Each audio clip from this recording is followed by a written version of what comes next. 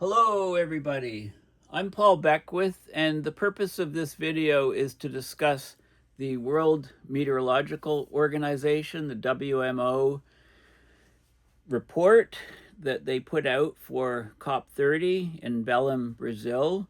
So for the last 11 years, just at the start of the COPs, or Conference of Party Climate Conferences, the WMO has released a report sort of giving a sort of status update on baseline for the present state of the climate at the time that the meeting starts.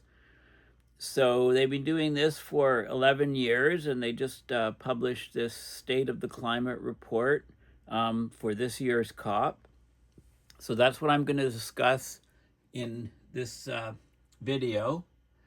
Just briefly discuss this report. Before I do that, this is the homepage for the WMO, the World Meteorological Organization. So I like this sort of mandate. Let us ensure that Earth information is not only collected, but also understood, accessible, and actionable for all. So this is their website. They have articles about the WMO at COP30, daily updates for the COP, which are actually quite good. And this is the report I'm going to be talking about, State of the Climate Update.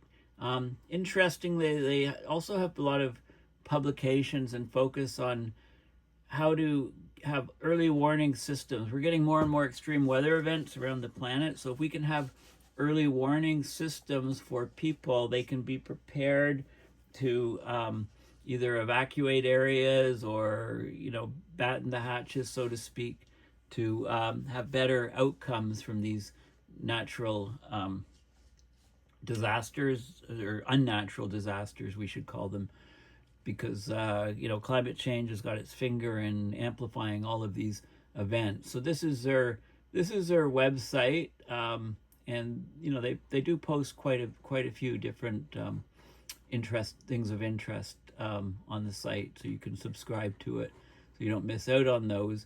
Just a little background history on the WMO.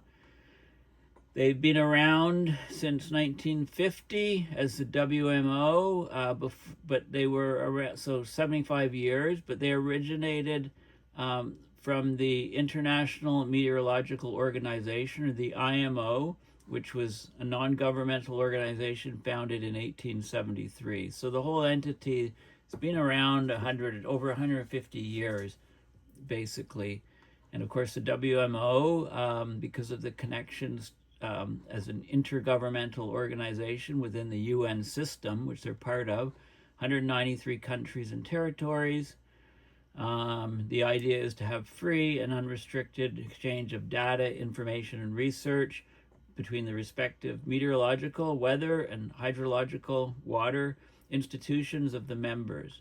Okay, so they talk about environmental protections, climate change, socioeconomic development, and they're headquartered in Geneva, Switzerland. And they share a building, I believe, with the, this is some information, they share a building with the Intergovernmental Panel on Climate Change, the IPCC, and the Group on Earth Observations in Geneva. And yeah, so they do a lot of stuff. So let's talk about there's a lot more information about the countries within, etc. Okay, so good sort of background on the organization.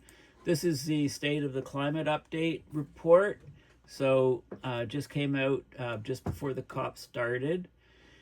So record greenhouse gas concentrations are occurring, and those are driving record heat.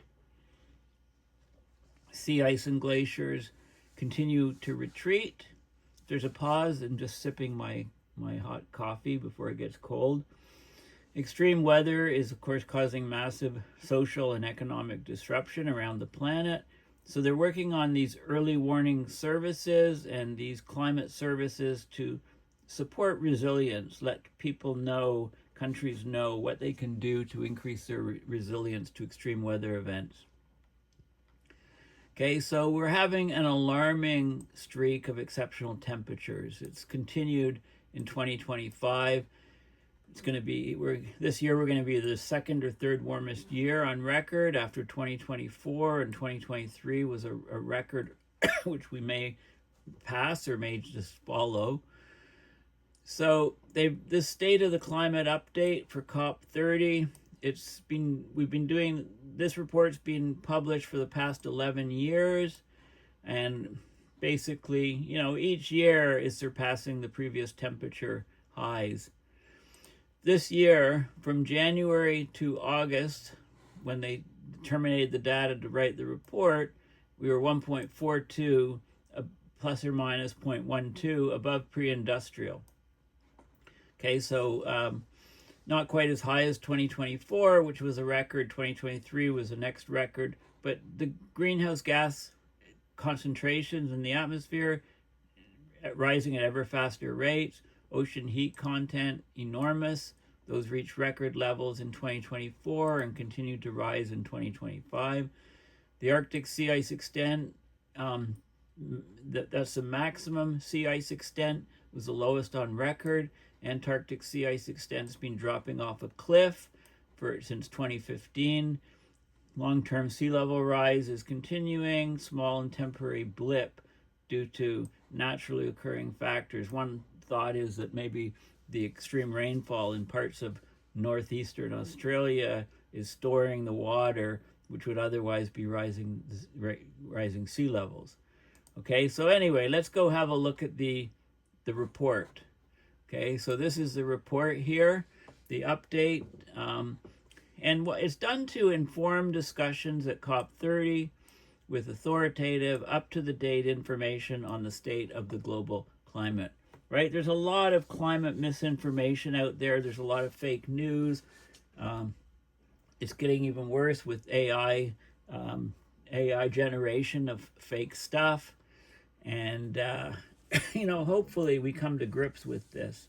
I mean, it's when people can't tell the difference between reality and fake stuff, we're in a very dangerous state for society. So the key messages, again, I mentioned these things, so let's just talk about them in each different section, okay, as we come to those sections. So this is the Secretary General of the WMO.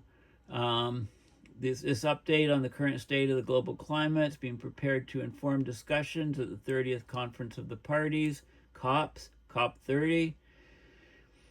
To the United Nations Framework Convention on Climate Change, that's UNFCCC, lots of acronyms, authoritative update information. Okay, it's consolidated data for the year 2024 with preliminary data for 2025 up to about August or so. So let's have a look. This is basically a science-based reference to anchor the COP negotiations in authoritative evidence, communication tool to highlight key climate indicators and their relevance for policymakers, a bridge to more detailed reports. Okay, so greenhouse gas concentrations reached record observed levels in 2024. Real-time data indicate they continue to rise in 2025. So this is the concentration. You can see the slope, it's curving up, it's concave up. So the rise of CO2 is accelerating. It's both from a combination of fossil fuel burning, but also the natural sinks, like the ocean sink and the sink of carbon in rainforests and boreal northern forests. Boreal forests has decreased. The sinks are reducing, so there's more CO2 in the atmosphere. This bodes horribly for climate change and also for extreme weather events. This is the carbon dioxide growth rate since 1984. And you can see we just set a new record here, 3.5 part per million rise. So there's a big concern that a large component of this record rise is due to the failing sinks, most notably the sink for CO2 in the ocean. As the oceans warm and become stratified, they don't absorb as much of the CO2, and this could lead to a huge problem, especially if the warming stratification of the ocean results in less phytoplankton, less nutrients upwelling, less vertical mixing. So both, carbon dioxide, methane, and nitrous oxide all reached record high observed levels in 2024. and they've continued to rise in 2025. CO2 has increased from about 278 parts per million in 1750, pre-industrial, to almost 424 parts per million in 2024. That's a 53% rise. The average growth rate in the last decade was 2.57 ppm, right? Mentioned we hit 3.5, so it's a record increase, record in the recent observational history. Emissions from fossil fuels have been the largest source of human emissions since the 1950s.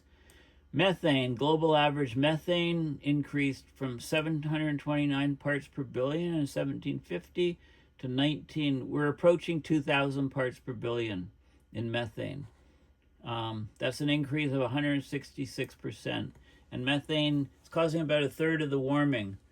Maybe it's something we can do the most about because it has a short lifetime of 9, 10, 11 years in the atmosphere, something like that. So methane removal would go a long way to reducing the accelerating climate change rate. N2O, nitrous oxide, is increased from 270 parts per billion in 1750 to 338 in 2024. That's a 25% increase, and it's also got a very large global warming potential compared to CO2. I think it's about 300 for nitrogen, and it's about it varies. It's about 34 times for methane on short time scales, going up to 86 times global warming potential compared to CO2 for 34 times for 100-year time scale. Sorry, and you go to shorter time scales, it's more like 86 times or so. So it's these other greenhouse gases are very potent, very important, but we mostly talk about CO2. Okay, so the sinks are a problem. Temperatures, January to August 2025 was 1.42 above pre-industrial. There's 6 different data sets here, and you can see the consistency among them, and you can see the global temperature rise. We passed 1.5, 2023, 2024, and the curve is angling upwards. There are fluctuations from ENSO, for example, and other factors, but the curve is accelerating upwards, which bodes very bad for humanity. Okay, so there was a shift from El Nino to La Nina, so El Nino boosted global temperatures in 2023, 2024, so it's neutral at the start of 2025. So that's why it dipped off a little bit, just below 1.5. 26-month period from June 2023 to August 2025. So only 1 month with a global mean monthly average temperature that was cooler than the same month from 2022 or before. Okay, so we're going to be probably second or third warmest this year on record, behind 2024, 2023. Past 11 years have been the 11 warmest years in the 176-year observational record. Past 3 years being the 3 warmest years on record. Okay, so things are heading in the wrong direction, clearly. Global ocean heat content was the highest on record. Over 3 billion people depend on marine and coastal resources for their livelihoods. Many people live along coastlines. That's 3 billion out of a total of 8.2 billion, but it turns out probably 8.2 is an underestimate, as I've mentioned from previous videos. This is zetajoules, the amount of energy going into the ocean, and it's clearly on a very sharp rise, and maybe it's been spiking up even in the last few years.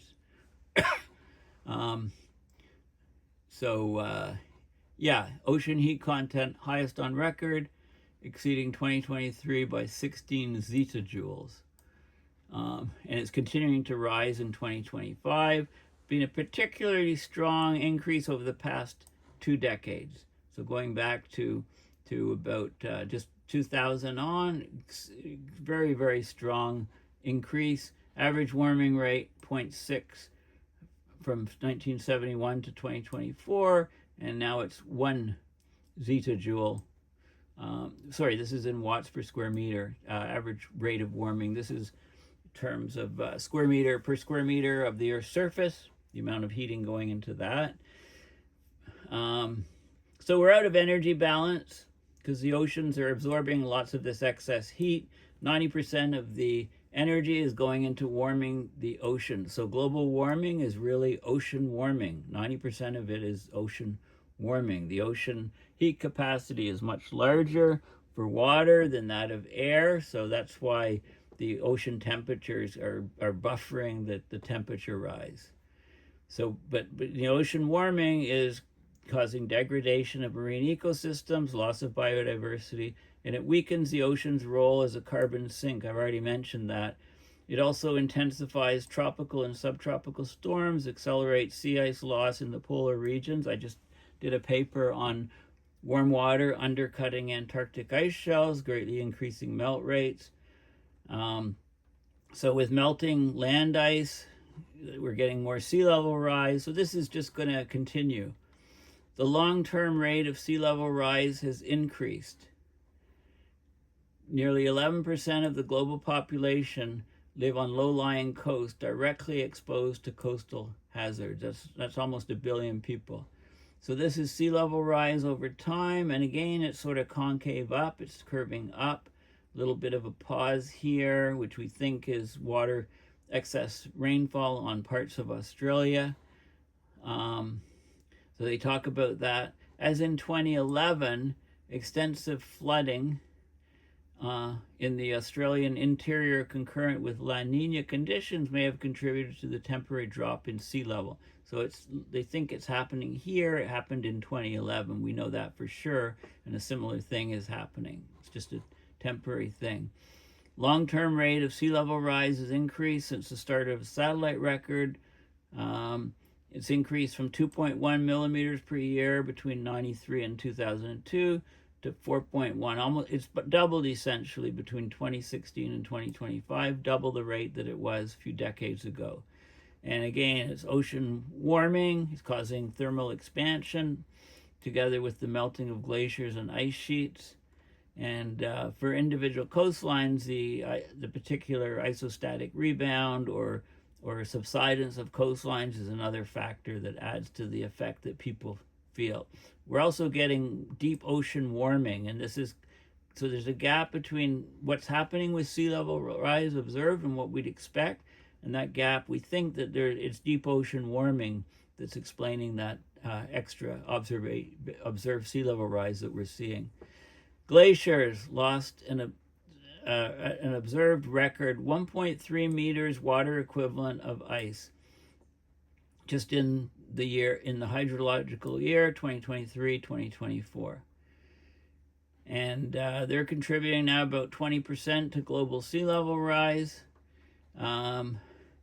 So there's a set of reference glaciers that are monitored by the World Glacier Monitoring Service. You can just Google that and go to their site and look at individual glacier mass loss. But the global annual mass balance, it's about 1.3 meters of water equivalent lost, or 450 gigatons. That's equivalent to 1.2 millimeter of global mean sea level rise. Extremely negative mass balances in Central Europe, Southern Andes, more than double the average annual loss rates of the late 20th century in these locations. So all 19 of the monitored glaciated regions around the world recorded net mass loss. So Venezuela lost its final glacier. Okay, so U.S. won't be able to bomb Venezuela's glacier. It's gone. Humboldt Glacier is a big threat. In Africa, the last remaining glaciers, including those on Mount Kilimanjaro, are now on the verge of disappearing. Glaciers in Indonesia are almost completely gone. So there's places where they're just vanishing off the face of the earth. Sea ice extent. The annual maximum Arctic sea ice extent was the lowest on record in the satellite era. So here we go in 2025. This is the 1991 to 2020 average of millions of square kilometers of sea ice in the Arctic. And you can see the minimum here at the end of summer in September. And you can see the maximum here in March, and you can see the maximum in 2025 was the lowest on record. This is the mean or the average, that dark line, and then the gray is all the spread. You can see we set record low here. In Antarctic, we're setting records left, right, and center throughout the year at record low levels of sea ice. This has been occurring since 2015. Okay, so we might have a blue ocean event in Antarctica before the Arctic. So these, blue ocean event we define as when there's 1 million square kilometers or less sea ice in that. Okay, so Arctic sea ice extent reached its annual minimum of 4.6 million cubic square kilometers on 6th of September 2025. The annual maximum was 13.8 million square kilometers, March 19th, 2025. That's the lowest maximum extent in the satellite record. Meanwhile, Antarctic sea ice reached its annual minimum of 2.1 million square kilometers on February 24th, third lowest in the satellite record. The lowest was in 2023. So I'm sure we're gonna get to less than 1 million square kilometers. We're gonna get a blue ocean event in the Antarctic before we get it in the Arctic. So sea ice is going. Precipitation varied around the world, so we're getting more and more extremes of precipitation.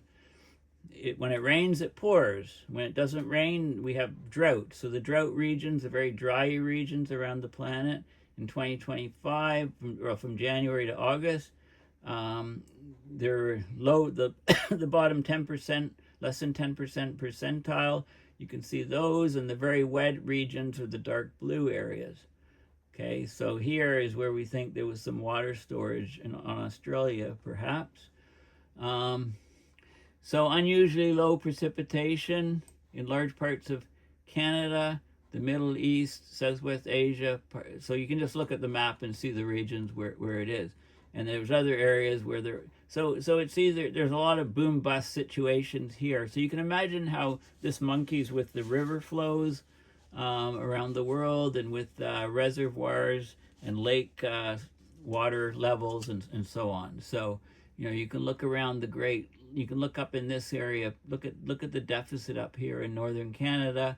Of course, the Great Lakes were setting, record lows and things like that. Just not enough rainfall. Many lakes up in Quebec, I'm told, record low levels. So we're getting weather wilding, if you like, or whiplashing in some areas where you get drought going to torrential rains, going back to drought. Okay, so there's huge precipitation anomalies that are influencing river discharge, groundwater, soil moisture. Okay, so all these different factors. So here's a map of extreme weather and climate-related events up in 2025 up to August, which was when this report started to be put together. The compounding impact has damaged cropland, eroded livelihoods, deepened poverty, and contributed to displacement of people and livestock and crops and so on across multiple regions. So we've got flooding events in blue. So we had Texas floods in early July, severe flash flooding, worst in 50 years. Many deaths in a kids camp. Remember that? Seems like ages ago, but it was just back in July. Nigeria flooding, 207 deaths, 10,000 hectares of crops, 1,500 people displaced. So this was a lot worse than the Texas floods, but you don't hear about it because it's in Nigeria. Congo, DRC, another big flood, lots of deaths, 60,000 affected. Don't hear of that because it's in Africa, right? We should be hearing of all these things. South Africa flooding, Again, severe flooding and displacement of people. This is in April, May, and June of this year. And then monsoon flooding in Pakistan. 1.57 million affected, 881 deaths. Right, this was the biggest by far, but again, you probably didn't hear of this one. Okay, and then on the other token, the other side of the coin, there was drought events, Amazon drought. Okay, conferences up in Belém, the COP30. Long-term drought continued to persist in many parts of South America in the Amazon basin. Okay, rainfall in 2025 was closer to average than during the previous 2 years, but not in this particular region. Massive Amazon drought here. Then when we get heat wave events, that dries things out and makes the risk of wildfire worse. And we had the California wildfires at the beginning of the year, 30 deaths, 40 billion damages, 260,000 evacuated. The Eaton and Pacific Palisades fires destroyed over 16,000 structures, resulting in the largest ever economic losses for a wildfire event in the US. Over here, we had the Republic of Korea wildfires, 31 deaths, 39,000 displaced. But again, you probably didn't hear of these ones. We're focused on what happens in North America, or in the US even more specifically. Heat wave events, European and Eastern Mediterranean heat waves, spring to summer. Portugal, 46.6 Celsius. Spain, 46. We had 50.5 degrees Celsius in Turkey in July. How would you like to walk outside when it's over 50 Celsius? You kind of melt into the sidewalk. Massive wildfires triggered 29,000 displacements in Spain, 15,000 in Greece, 50,000 in Turkey. Heat waves over here, Japan, Republic of Korea, hottest summer on record, 41.8 degrees Celsius, August 5th. Many areas of China, record heat waves. And then tropical events. Okay, we had tropical storms down here in July. In China, Mozambique, tropical cyclones, 1 million impacted. What didn't make this list is a recent Melissa storm, which devastated Jamaica because it came after the publication deadline. But all of these things are happening around the world. Of course, global river discharge is having huge numbers of anomalies, which continued in 2024. Of course, when we get rainfall patterns like this, of course, it disrupts the rivers. About 60% of the catchments recorded above or below normal flows. That's the 6th consecutive year of widespread disruption in the global water cycle, the hydrological cycle. So only a third were normal. About a third were much below normal, and about a third were above normal. Talk about weather wilding, right? These are areas much below, and these are areas much above. And you can see the mosaic pattern on the planet. You can look at this graph in context to where the rainfall occurred, and you can say, yeah, well, of course, that makes sense. Okay, so nothing is normal about the water cycle. Warmer air holds more water. Every degree Celsius of increase in warming, you get 7% more water vapor in the air. That water vapor rises up and condenses and releases energy into the air. You get clouds, you get high convective available potential energy CAPE, and that triggers extreme storms, intense storms. And the changing jet stream patterns guide those storms, so they're hitting the frequency, severity, and duration of these extreme weather events is increasing, and they're also happening in places they didn't happen before. So that we're getting many of the water basins that are feeding dams and important in hydropower being affected, okay? Being with too much water or too little water. Reservoir inflows, soil moisture, groundwater, those things are all changing. I mentioned in a video recently about heading towards day zero in Tehran. And there's other parts of the world that are just getting completely flooded out. You can see where some of those parts are. So we're getting the climate variability is it impacts everything, and fortunately, on the bright side, the global renewable power capacity reached almost 4,500 gigawatt in 2024. That's it grew 15% in 1 year, the strongest annual growth rate on record.